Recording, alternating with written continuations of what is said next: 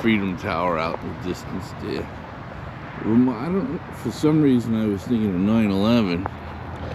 And what was it? Building 7. I remember they said FDNY over the radio or the newscast. I remember them saying FDNY was going to intentionally bring down Building 7. So I don't know why I always see these posts like conspiracies about Building 7, because FDNY like straight up said they're doing a controlled demolition. Now, I don't remember the exact wording of the day, but if FDNY just simply said they're going to do a controlled demolition, when they say they, I guess people automatically assume that it's the FDNY who's doing a controlled demo and not somebody else. You know, I remember it took them, it was like a couple hours, and it probably didn't make the national broadcasts. It was probably more like that was probably more of a local broadcast situation going on, you know, kind of like with the Louis Mangione thing. I don't think it was Louis Mangione at all. When they had like the first stills come out, it looked like the dude had like blue eyes, you know, it didn't look like Louis at all. And then I noticed the first thing that popped up was they were giving weird pictures of different people who were definitely not the shooter there. So like I said, I don't think Louis did it at all. And like Building 7 was definitely a controlled demolition. It's just a matter as to who, you know, who did it and what have you. With the Louis thing, it's still, in my opinion, it's still a matter of who did it, who done it, because I don't know. I don't think it doesn't make sense that he would just turn himself in at, you know, a McDonald's in Pennsylvania. You know what I mean? The manifesto stuff and everything. I don't know.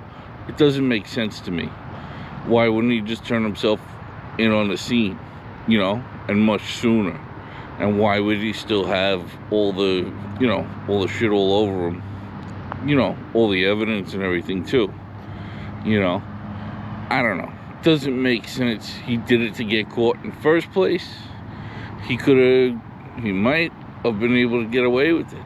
I guess the state has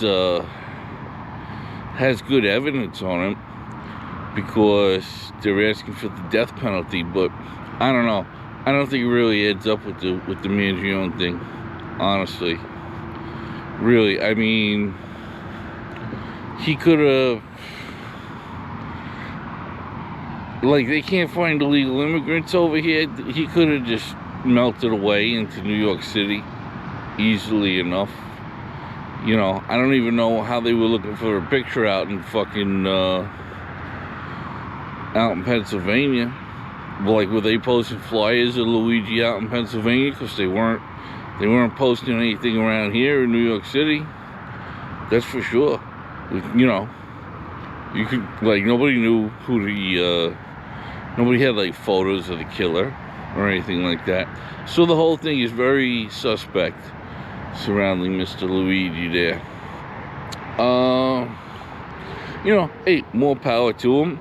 For whatever reason, he's being a patsy, you know, to get his message out or whatever. You know, maybe he was getting paid, or his family, or they promised to fix his back or some shit. Who the fuck knows? You know what I mean? But they're asking for the fucking death penalty over a big pharma guy. So that's kind of telling with all the shit that's going on. You know what I mean? With all the degradations regular people have to face. They're gonna ask for the death penalty for a fucking pharmaceutical CEO, but the rest of us can still get fucking shit on. You know what I mean? So it's a little suspicious all the way around. And that they're gonna bring back the death penalty, you know, Leave it to the Democrats, I guess. Like, you know, that was an issue they settled back in the 80s, but like, used to be able to get the fucking chair back in the 80s. You know what I mean? They should bring that shit back. I'm talking like Green Mile shit. You know, like, I was alive when they were still giving people the fucking electric chair in New York State, you know. And then I guess at some point they decided that was a little too extreme and the death penalty altogether. But, I mean, there are definitely some crimes that go on that don't make national news that deserve the death penalty.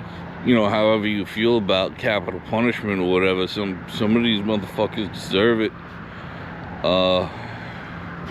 You know, it's a good thing they legalized jaywalking, because that definitely, you know, some of these jaywalkers, man, they're bad news. They'll walk right in the middle of the street, you know, pretty rough. Back to Building 7, you know, FDNY legit, they legit said controlled demolition on Building 7. I don't know why nobody's dug up like the local feed or whatever, but you know, that was back then. If there was an incident like that now, people would have everything. You know, everything would be like fully documented and ripped and, you know, compiled and put on a server of that day for the USA. So I mean, the technology is good in that way, in that if there was going to be another hoax or something fishy like that to go on, like if you look at the Pentagon, like that, what, you think a plane hit a Pentagon? It didn't look like it. Didn't look like it. Same thing with some of the NASA footage too. It's like, yeah, this shit does look like bullshit now that you mention it. You know what I mean? Like, I don't know, something about the suspension of disbelief. And you know, it's all interesting stuff, all the psyops and everything, especially through mainstream media, how the internet is playing its own set of psyops, but in different ways. Like, it's not as easy for the MSM to get away with it, which is good. And it's not super easy for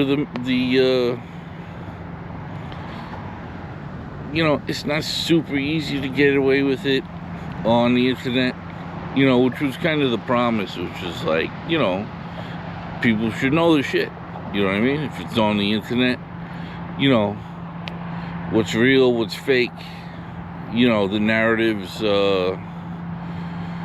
it's different in that, you know, people are like, oh, I guess we could throw it to like the Trump assassination. It's like, there's still a lot of people who believe that was fake. It could have been. It could have been. It could have been staged. You know, I think it's a small percentage of people who believe that it was staged, but in today's day and age, it could have been. You know, they give numbers on what are the odds of a projectile doing that.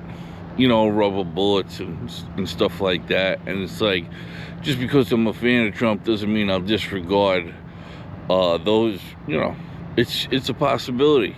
It's a possibility. It was staged. You know, to what end? To averting a second Biden or a Kamala presidency. You know, it's a long way to go, but you know, it's plausible.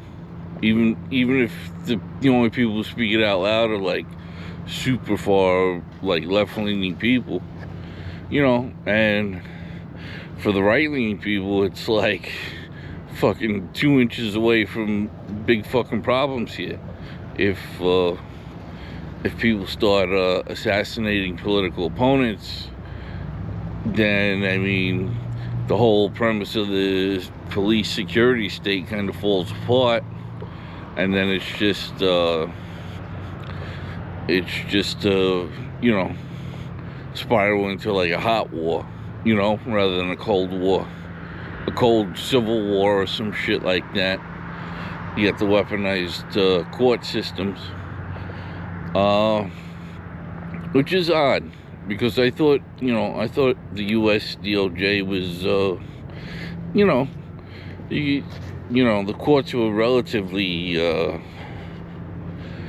relatively fair, but not really, because you had certain types of these Soros prosecutors who were like, they made it fairly obvious that they were specifically targeting Trump. Kind of not cool.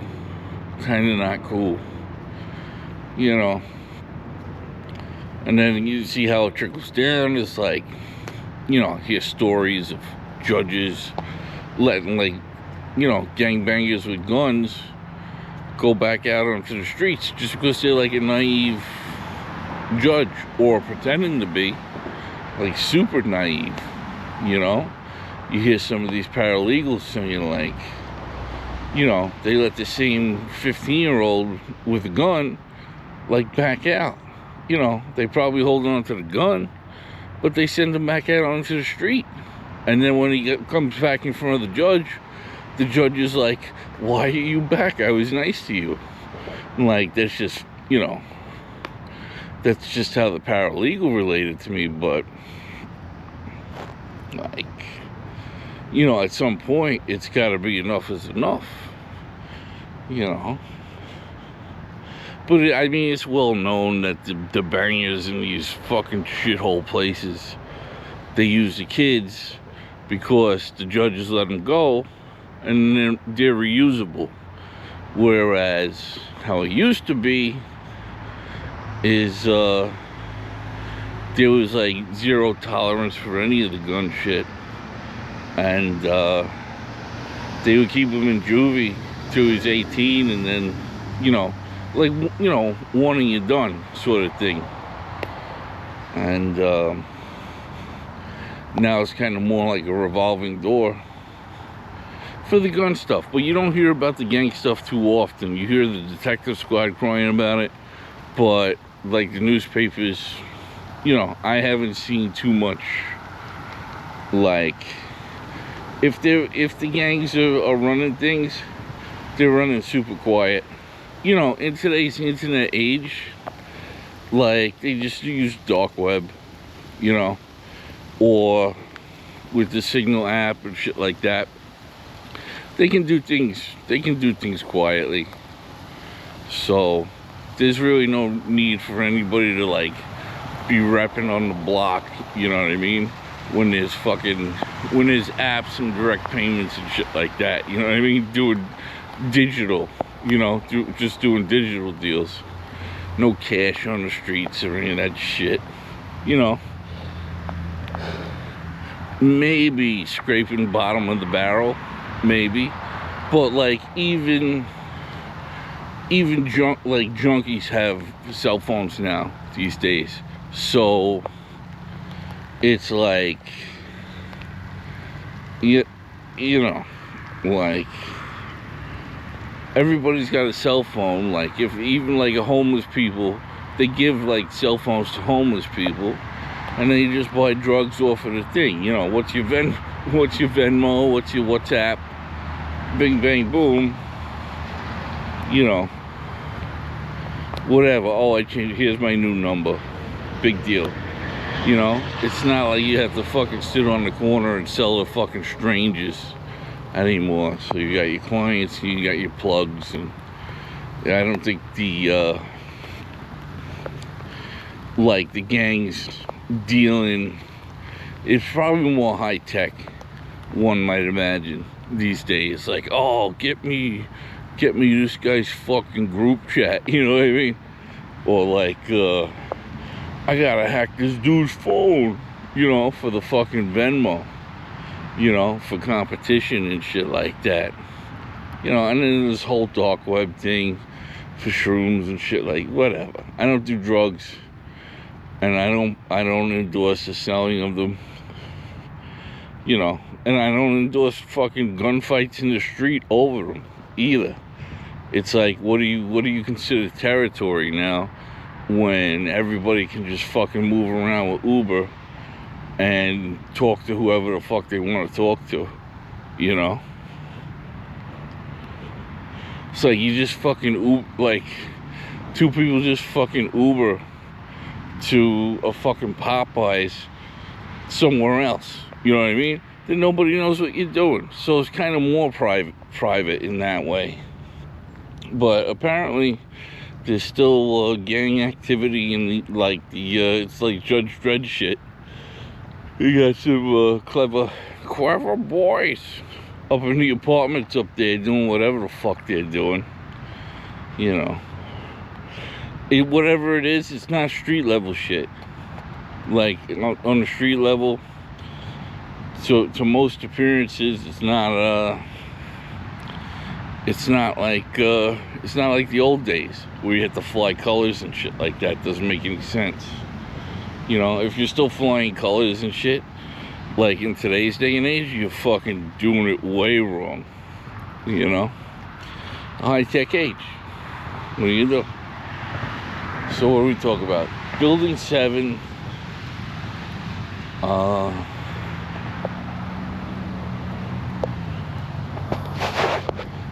Building 7, Luigi, and then we talked about gang shit, which is like, whatever. You know what I mean? Like, this is our turf.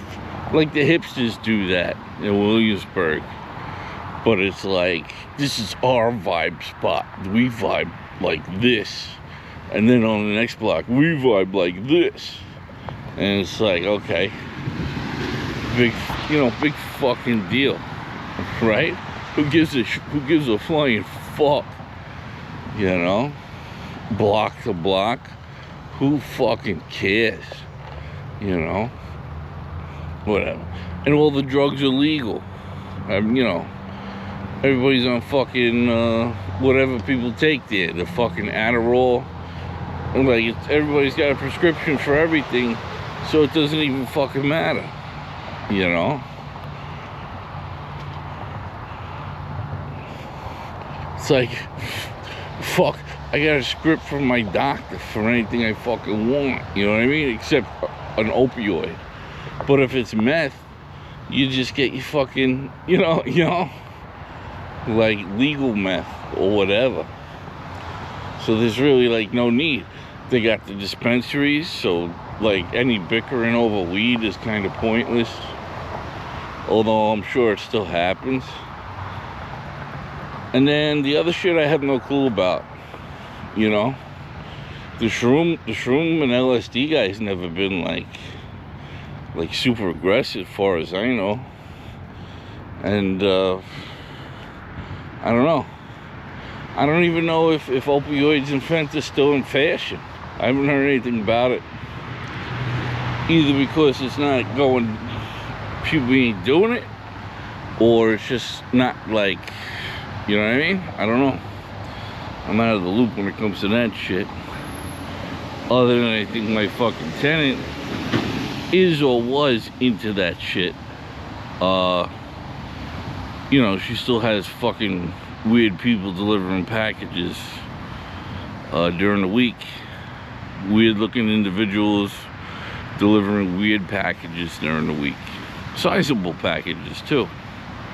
You know, laundry bags, suitcases, this and that. So what the fuck that's about, I don't know. She wouldn't tell me, but I don't like it, and continue to not like it. You know, see these weird fucking dudes show up there in the middle of the day. They're pretending to be like fucking delivery drivers, but they ain't. You know, just odd. And tried to relay that to the building owner. He didn't want to hear it, so maybe he is in on it. I don't know. I doubt it. I think he's just, you know, I think he wants to just sell rather than have to deal with the headache. You know, it's a shame. You get bad people, you get bad tenants, then they threaten to they threaten to stop paying, and then you're kind of fucked for 8 months until the marshals can do their job. So whatever. I advised in February for the owner to start the eviction process. The owner says he's just going to simply sell the place, but good luck selling the place. You know, with that problem, tenant is still upstairs. He's going to have to wind up starting the eviction process anyways. And so it is what it is. It is what it is. And when that happens, whether I stick around till the end of that or figure something else out, it remains to be seen. You know, I like my life here. You know, but if it comes to something else, or she miraculously moves out, which, like, it would make no sense to me, because she told me she was gonna stop paying rent to fucking stay where she's at. So who she's bullshitting and who she isn't bullshitting remains to be seen. Saying goodbye to my longtime tenant in a couple days. He got here in 2011, so it's been about 15 years.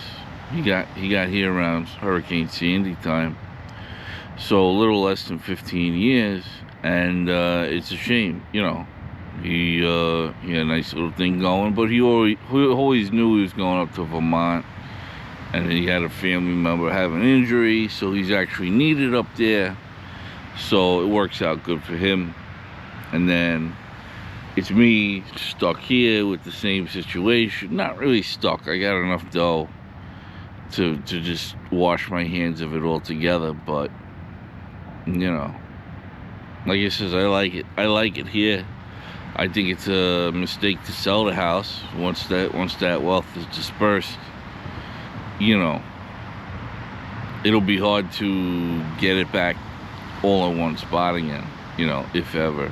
So is what it is. You know, maybe I was being lined up to get fucked all along anyways, you know. So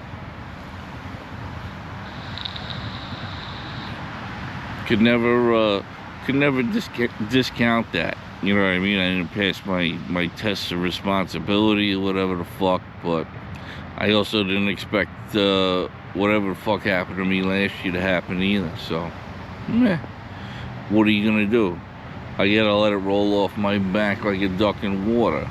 Scipio Africanus. 10% what I do, 90% how I react. So that's what I'm doing. You know. And that's what I'm doing. Twiddling my thumbs. It's gonna be like a nerve-wracking. It's not gonna be nerve-wracking, but you know, the waiting is the hardest part, because the end of this month and the beginning of next month is like a big transition for me. Not even. It's just, you know, we see where everybody stands. May 1st. You know what I mean? Who was right? Who was wrong? Who's coming? Who's going? Who's staying? And then probably May 5th. And we'll see. After that, you know, who knows? Future's not on us to see.